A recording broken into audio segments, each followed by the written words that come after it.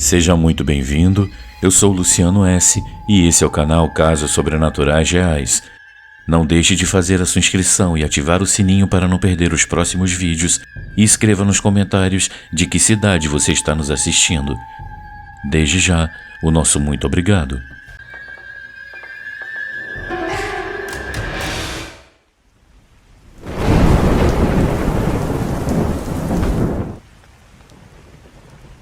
O dom divino do meu avô.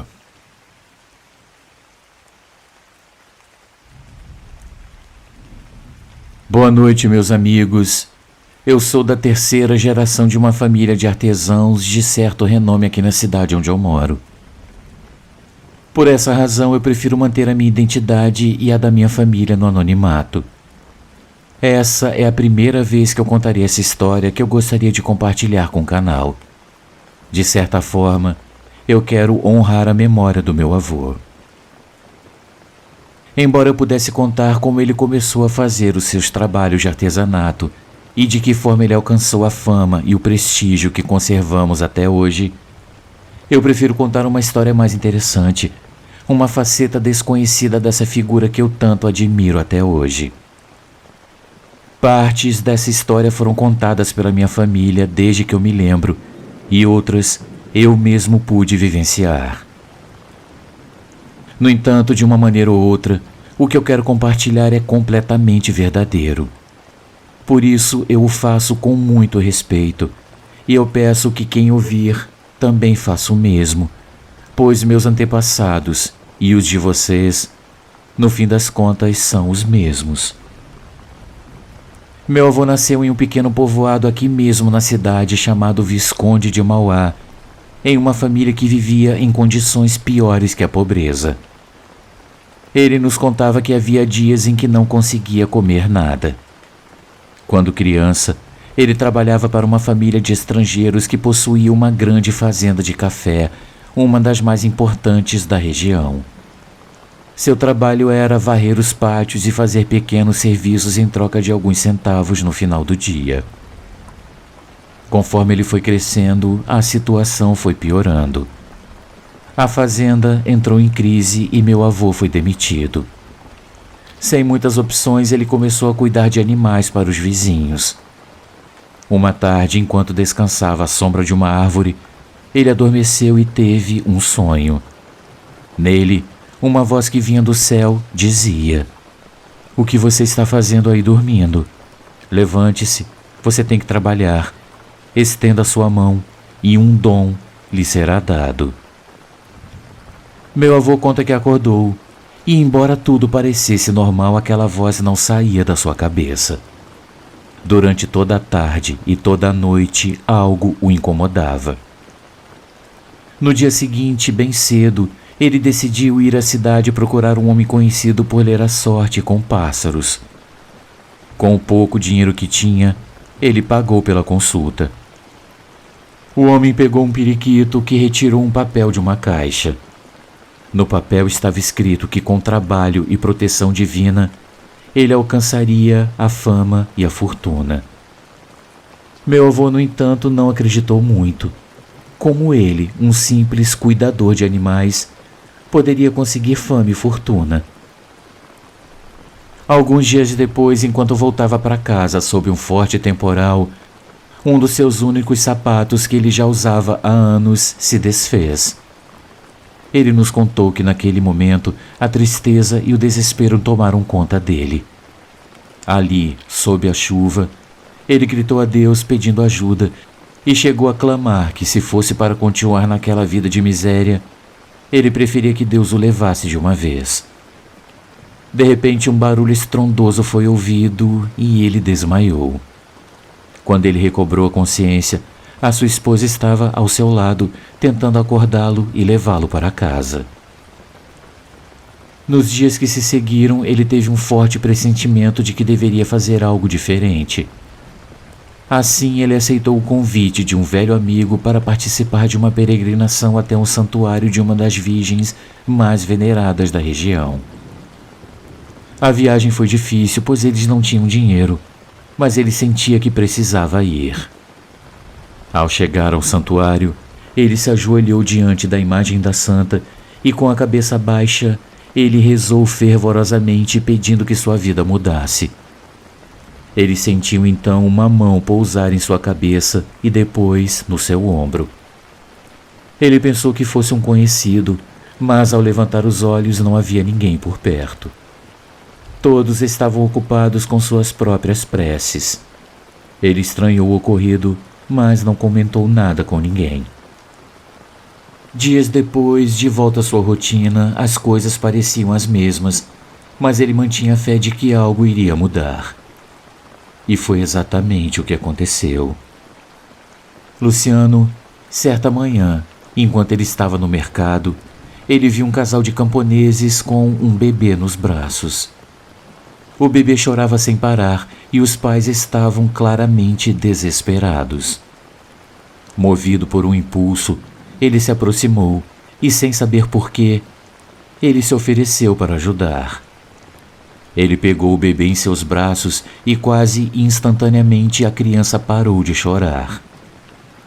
Os pais ficaram impressionados e perguntaram como ele havia feito aquilo.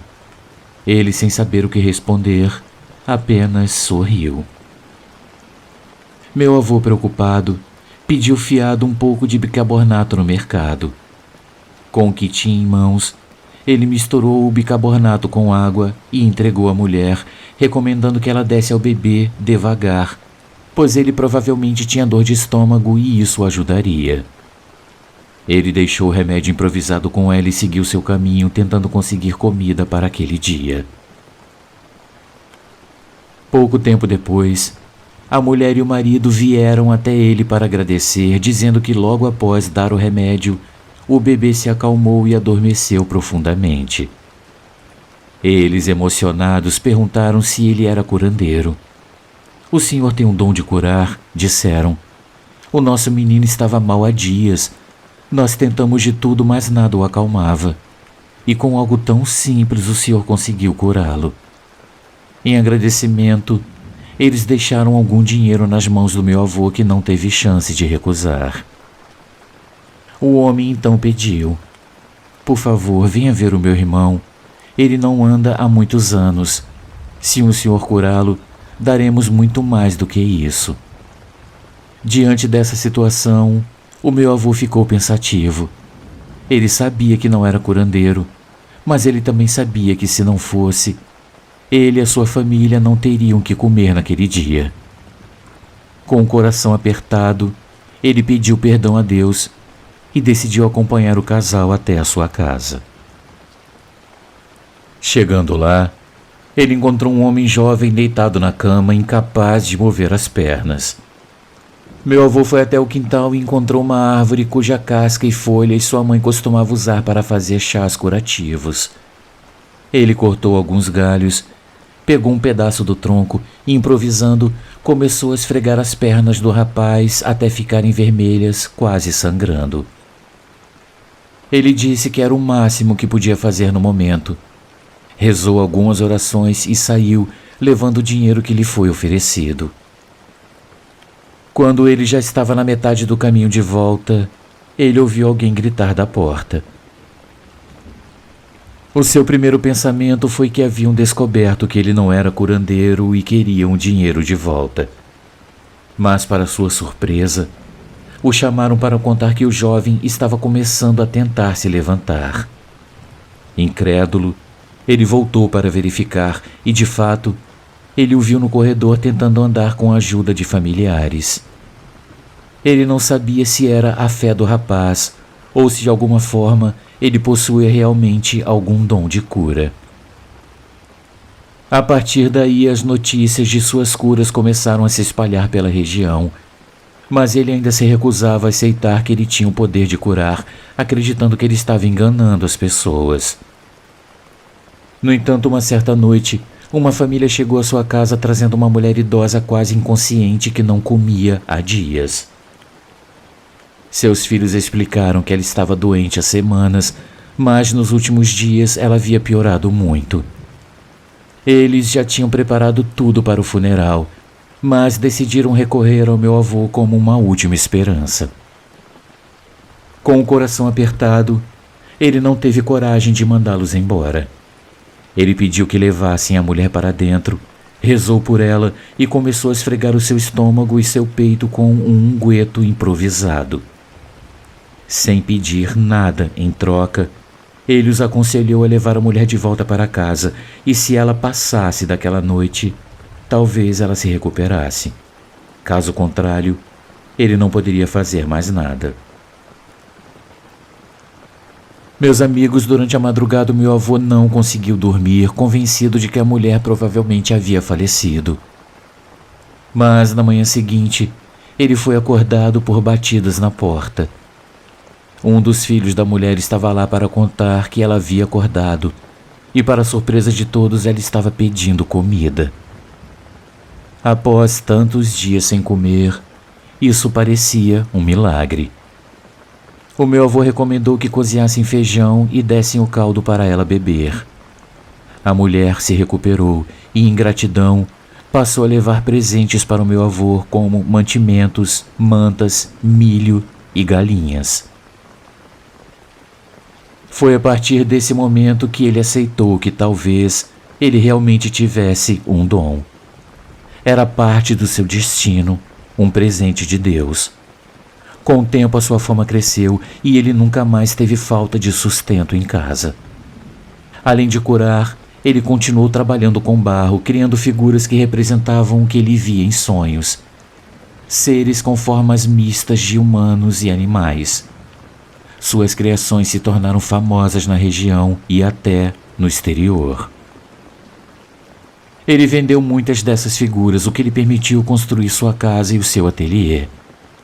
Entre o trabalho com barro e os rituais de cura, ele conseguiu sustentar sua família e até hoje continuamos vivendo desse legado. Temos tanto trabalho que às vezes precisamos recusar pedidos, pois são mais do que podemos atender. Meus amigos, pouco antes do meu avô falecer, um grupo de 20 homens, todos bruxos, veio até a nossa casa. Eles vieram de diferentes partes do Brasil. Eu era muito pequeno na época, talvez eu tivesse entre 5 ou 6 anos, mas eu me lembro de ver aqueles homens em nossa casa. Todos se reuniram no quarto onde meu avô fazia as curas. Ninguém sabia o que foi discutido ali ou por que eles vieram visitá-lo. Nem mesmo meu pai sabia que meu avô tinha contato com essas pessoas. Os frutos do trabalho e da fé do meu avô continuam nos abençoando até hoje. Se algum dia você visitar uma feira ou uma lojinha de artesanato aqui da região e ver uma dessas figuras, pode ser que você esteja diante de uma criação que começou com ele. Meu avô, movido pela fé, de um simples cuidador de animais, se tornou um grande artesão com o dom de curar as pessoas. Eu espero que ele esteja repousando em um bom lugar, pois ele foi, e para mim sempre continuará sendo uma pessoa muito especial. Muito obrigado a todos pela atenção e uma ótima noite.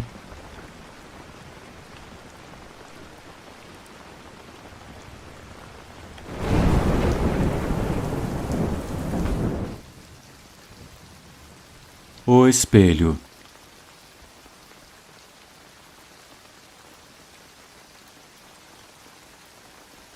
Olá, Luciano.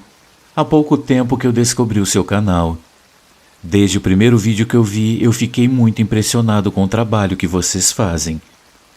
Eu sou de Lima, no Peru. Tenho 29 anos e essa é minha história. Durante 27 anos eu vivi na casa da minha mãe. Eu lembro-me muito bem que quando criança e também quando adulto, muitas vezes sentia e sentíamos, eu e minha família, que a casa tinha muitas coisas estranhas. Quando eu me casei, eu decidi morar com a minha família no mesmo prédio e fiquei no primeiro andar, onde eu tive o meu primeiro filho. Uma vez que ele já tinha cerca de 3 anos e meio, quisemos fazer um quarto só para ele, então decoramos para criar um ambiente. Uma das coisas que eu fiz foi comprar um espelho de 1 metro de comprimento e de largura padrão. Eu lembro-me que, quando eu chegava do trabalho, Às vezes eu ouvia meu filho conversando sozinho no quarto dele. Eu me aproximava para tentar observá-lo e eu o via conversando diante do espelho, olhando para ele e falando como se estivesse com alguém mais. Eu supus que, pela idade dele, aquilo era normal, mas com o tempo eu comecei a me preocupar. Minha esposa me dizia que o bebê não queria deixar o espelho sozinho e praticamente não queria sair de lá. Às vezes, eu ia verificar para ver o que o atraía, mas eu não via nada de estranho. Mas para evitar mais problemas, eu cobri o espelho com um cobertor. A partir dessa noite, meu filho começou a se comportar de uma maneira muito estranha. Ele chorava sem parar todas as noites como se estivesse sentindo alguma dor. Uma semana depois, ele começou a vomitar do nada. Nós o levamos ao médico, mas eles não encontraram a causa, pois todos os exames estavam normais. Mas Luciano, meu filho, piorava cada vez mais e à noite os sintomas se tornavam ainda mais estranhos. Uma semana depois ele piorou muito. Ele começou a ter problemas no estômago por dias e rapidamente perdeu peso. Foi nesses dias que eu percebi que tudo começou quando eu cobri aquele espelho. Eu decidi desfazer isso na esperança de que algo mudasse, e de fato, foi isso que aconteceu. Pouco a pouco meu filho começou a melhorar. Assim que ele se recuperou, pegamos o espelho e nos livramos dele. Essa experiência me motivou a buscar informações sobre espelhos. Eu descobri que eles são portais e que podem servir para que seres de outras dimensões, ou mesmo espíritos, façam contato conosco. Por fim, eu parei de pesquisar para não saber mais nada sobre o assunto. E acreditem, agora eu não tenho mais espelhos e não quero ter nunca mais. Eu espero que a minha história alcance muitas pessoas, e se alguém já passou por algo semelhante, eu gostaria de saber como vocês superaram. Desde já, muito obrigado por ouvir o meu relato.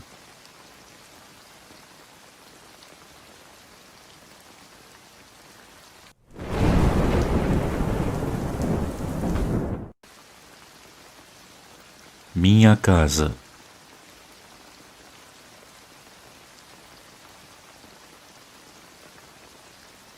Olá! Ultimamente eu tenho ouvido seus vídeos enquanto faço os meus trabalhos da faculdade. Então, eu quis compartilhar uma das minhas histórias paranormais. Eu prefiro manter-me anônima. Essa história eu categorizo assim, pois ocorreu quando eu tinha 8 anos. Na minha família sempre fomos muito sensíveis ao paranormal, embora não saibamos se é por nossa causa ou pela casa onde moramos. A história se divide em 3 partes, pois aconteceram em um curto período de tempo e parecem estar ligadas à mesma entidade. Para esclarecer, eu e meus irmãos dormíamos em uma casa e meus pais em outra, ambas situadas no mesmo terreno. Um dia, minha irmã, que na época ia para a escola de manhã, me contou que ouviu alguém arranhando a porta da casa dos meus pais. Eu pensei que poderia ser o gato, mas ela disse que o gato estava dormindo dentro de casa. Tempos depois, eu fiquei cuidando da casa dos meus pais, pois minha mãe precisava fazer alguns trâmites e meu pai tinha que trabalhar. Eram 6 da manhã, minha mãe já tinha ido e meu pai estava prestes a sair. Ele me disse para fechar bem a porta e gritar se acontecesse algo, já que meus irmãos estavam na casa ao lado. Depois que meu pai foi embora, eu comecei a assistir desenhos animados e, de repente, alguém começou a bater na porta e a empurrá-la. Eu pensei que fosse um dos meus irmãos mais velhos, a quem eu chamarei de Hugo, e eu perguntei: Hugo, é você? O barulho parou, mas então a cama começou a se mover de baixo para cima. Aterrorizada, na minha mente de criança, eu tentei me convencer de que era um terremoto, embora só a cama se movesse. Pela manhã, O Hugo chegou para preparar o café e eu perguntei se ele tinha sentido o terremoto. Ao que ele respondeu: terremoto? Que história é essa de terremoto? Quando minha mãe chegou, eu contei o que aconteceu, mas ela também não deu atenção. No entanto, o pior ainda estava por vir. Tempos depois eu fui à casa dos meus pais como todas as manhãs, e minha mãe me perguntou se eu estava bem. Eu disse que sim e perguntei por que ela estava fazendo aquela pergunta.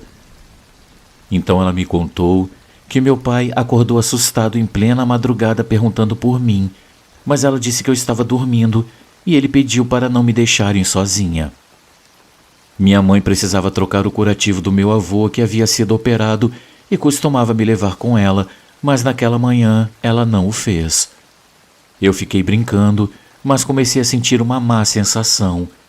Eu lembrei-me de que eu precisava acordar minha irmã mais velha porque ela estava brigada com a minha mãe. Mas Luciano, quando eu cheguei ao nosso quarto, a minha irmã disse que havia visto algo na sala de jantar. A princípio, eu pensei que fosse o gato, mas anos depois, relembrando essa história, eu percebi que o que estava na sala de jantar não era o gato. Fomos para a casa dos meus pais e a minha irmã começou a preparar o café da manhã. Em um momento, ela saiu para fora e eu a segui, pois eu ainda me sentia desconfortável. Depois de um tempo, voltamos para dentro.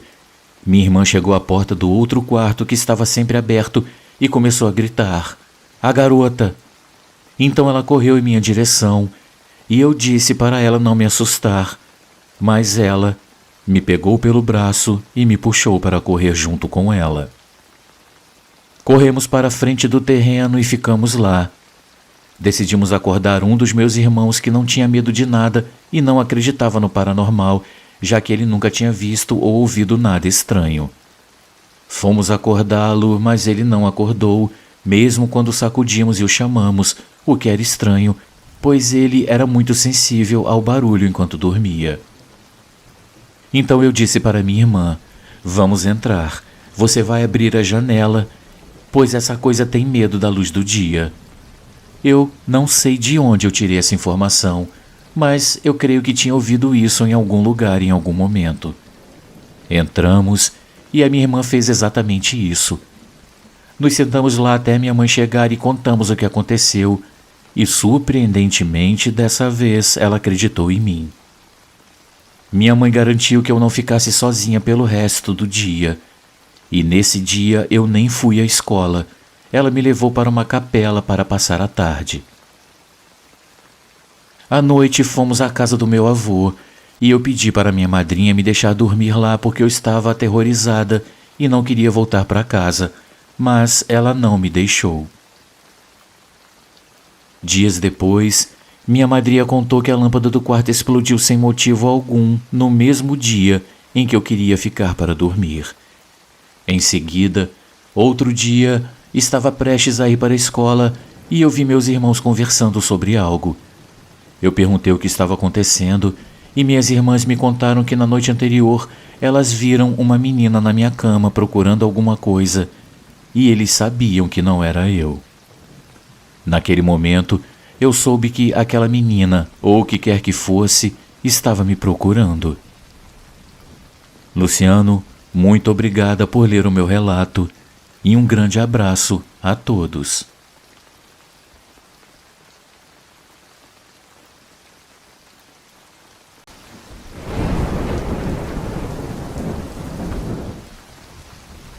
Amigos, uma pequena pausa no nosso vídeo, apenas para lembrar que o nosso canal é um canal independente e que para continuar existindo nós precisamos muito do seu apoio.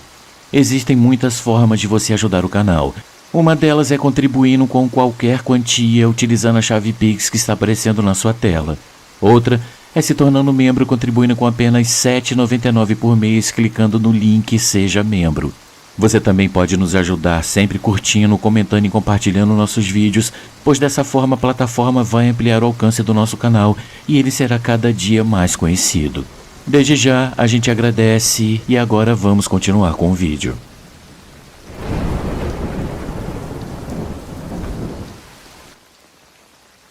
Vamos orar.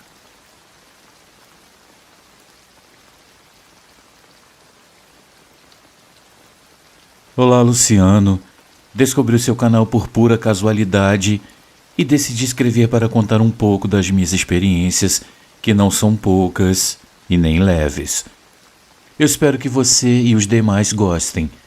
Meu nome é Valéria e eu sou de Indaiatuba, São Paulo. Eu acho que eu vou começar com uma história que remonta aos meus 5 anos, no verão de 2000, quando visitamos meus avós na Argentina. Eles moravam no meio das serras, longe de tudo. Aos sábados, costumávamos ir em 2 carros com os meus tios, meus irmãos e meus pais a um balneário da cidade mais próxima para passar o dia. À noite, ficávamos para curtir as festas organizadas pela prefeitura.